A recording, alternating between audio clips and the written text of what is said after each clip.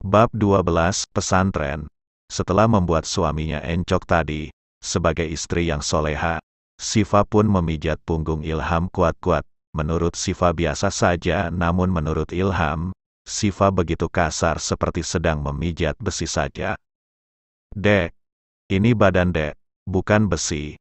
Jadi amal soleh, lembut sedikit ya. Sayang, tegas Ilham, lembut ya. Sehingga Sifa ganti menoel-menoel saja punggung Ilham saat ini sehingga pemuda itu merasa geli. Kamu lagi ngapain? Dek, tanya Ilham lagi. Mijit, udah, pijak aja punggung mas. Mas telungkup dulu. Ilham segera telungkup dan membuat Sifa menghela napas benar-benar banyak aturan sekali. Sehingga Sifa pun menaikkan tubuhnya ke punggung Ilham. Ilham merasa lebih enak. Tubuhnya yang lebar sedikit dengan otot yang terlihat menyembul dari lengannya, membuat pemuda itu keenakan. Enak dek, kalau begini baru terasa, kalau pijatan dek Sifa tadi udah nggak enak, sakit lagi, masih untung aku mau mijitnya. Gerutu Nasya. Dek, kamu kalau mau bicara, bicara aja, jangan ngedumel doang. Siapa yang ngedumel? Udah dek, alhamdulillah jazakillahu khaira. Apa tuh artinya? Terima kasih, sama-sama. Bukan sama-sama tapi, amin Mas Ilham, itu jawabannya. Amin Mas Ilham. Manisnya, ya udah sayang, malam ini yuk, ngapain, kikuk. Kikuk, Sifa pun segera beranjak membuka jaket yang masih melekat di tubuhnya.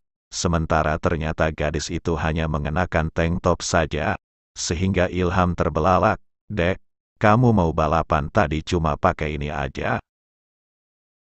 Iyalah, ini terakhir kok. Tenang aja, aku akan ganti kaos sama celana pendek. Jadi jangan harap mas bisa menikmati tubuh mulusku saat aku tidur. Loh, masih ditunda lagi. Aku malas mas. Lagian besok juga ke pondok. Di pondok kita tinggal bareng juga kan? Ya udahlah, tunda lagi. Puasa lagi. Selamat malam dek, jangan lupa baca doa. Ya, Ilham masih melandai. Kalau tidak ingat besok akan ke pondok dan dengan tubuhnya yang terasa remuk tadi, sudah pasti Ilham akan memintanya dengan paksa, sehingga Sifa tidur memunggungi Ilham, sedangkan Ilham ikut terlelap hingga pagi menjelang. Pagi ini, sengaja ke pondok pesantren dengan motor gede milik Sifa.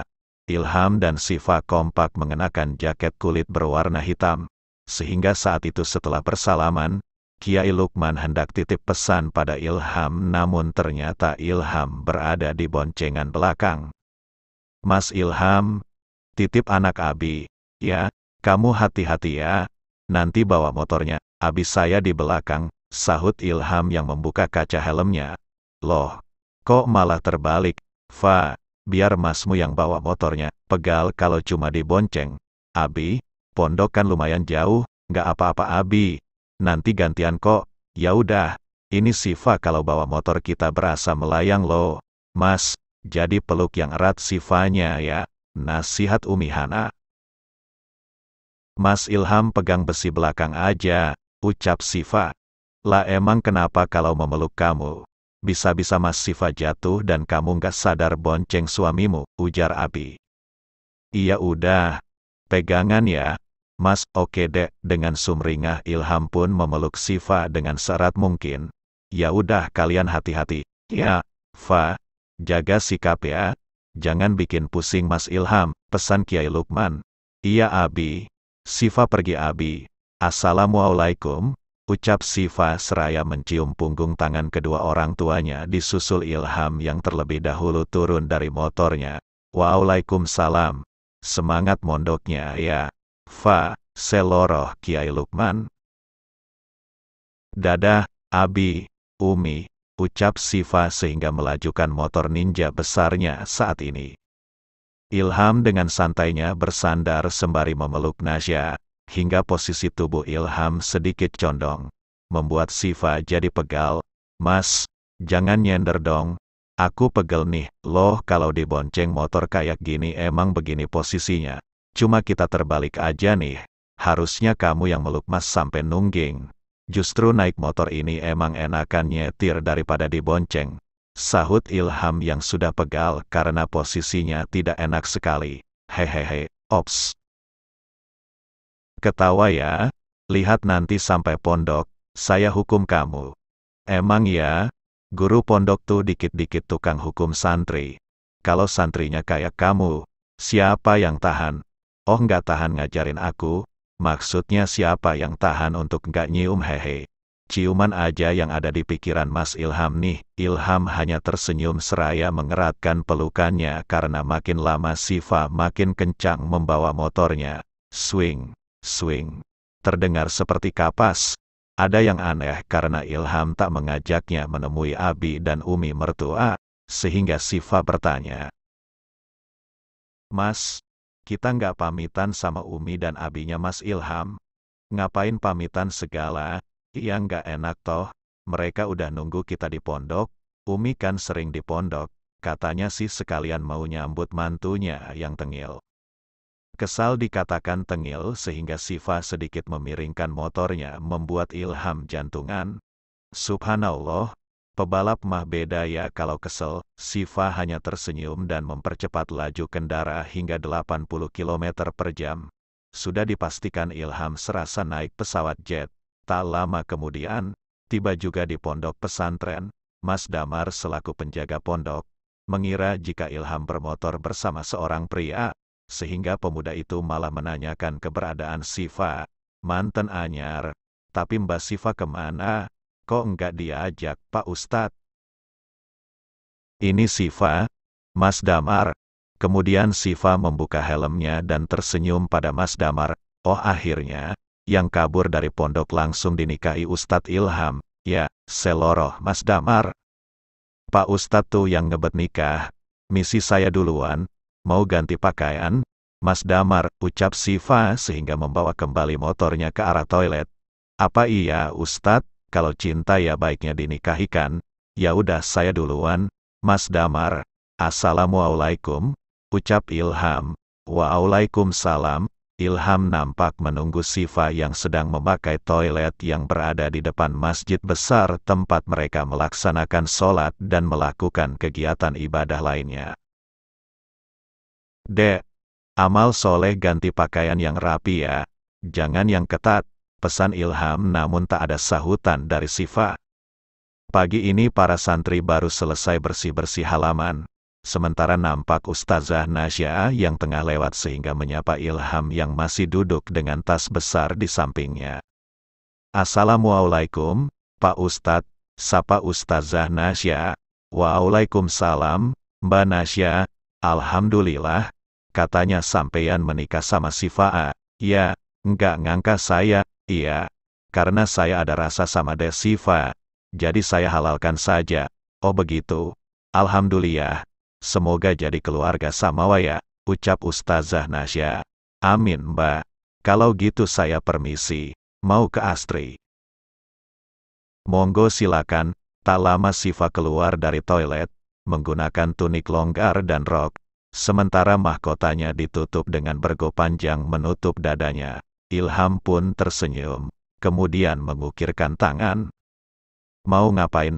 Gandengan, ngapain gandengan segala? Ini motor aku gimana? Jual aja ya.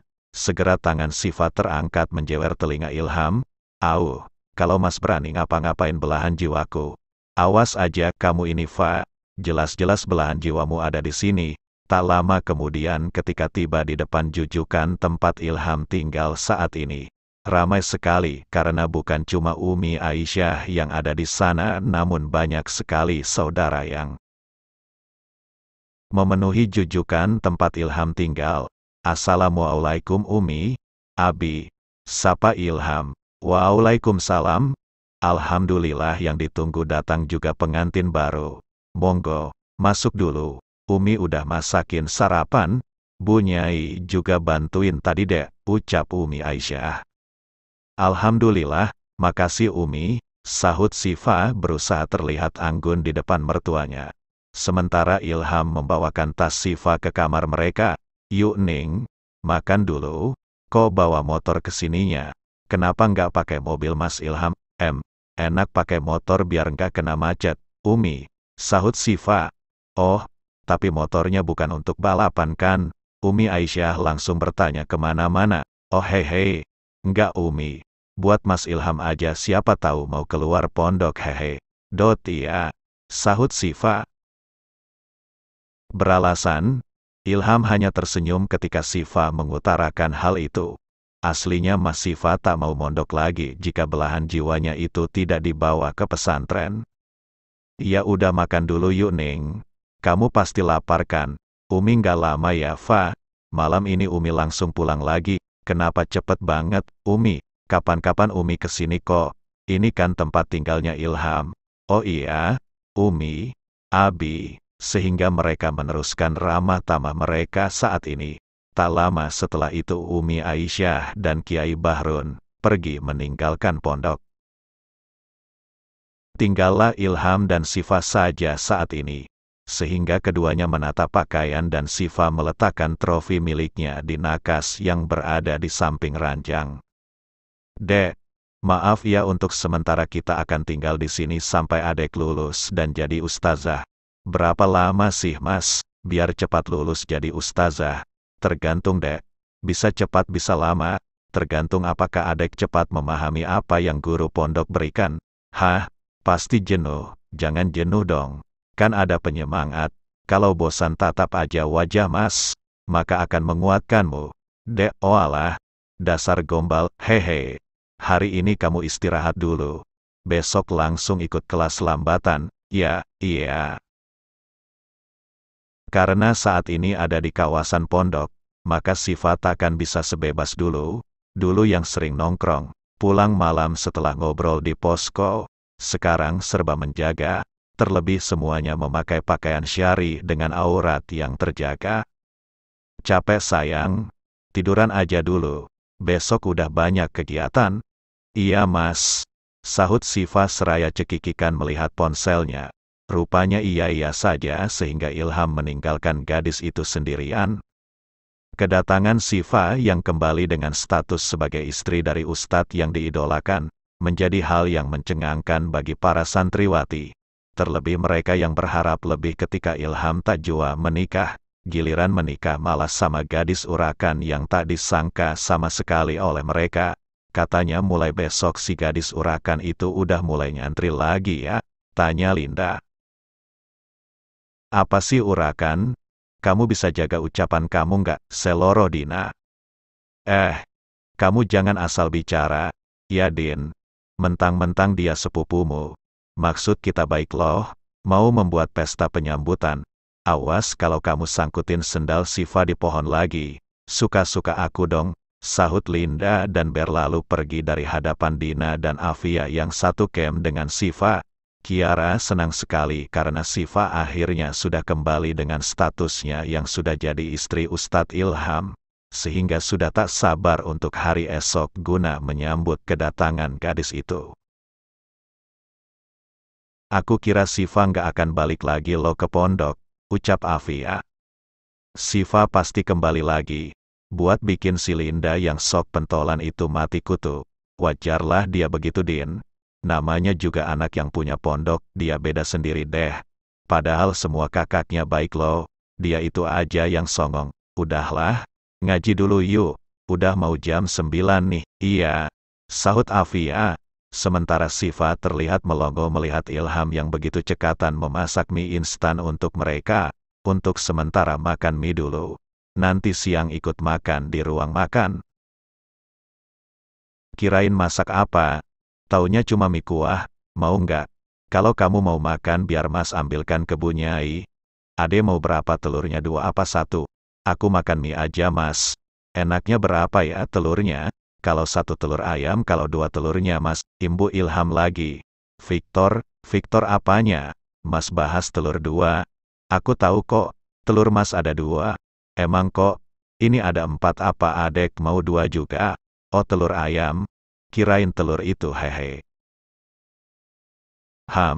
Bahas telur giliran disuruh lihat nggak mau. Imbu Ilham sehingga Siva yang jahil hendak memelototi sarung celana Ilham. Dek mau ngapain sih? Pelorotin sarung mas. Abisnya resek, "Ya udah ayo di kamar. Kalau mau es krim, nggak mau es krimnya nggak ada rasanya," sehingga Syifa gegas kabur karena kesenangan menjahili Ilham yang hendak mengajaknya untuk sunnah Rasul.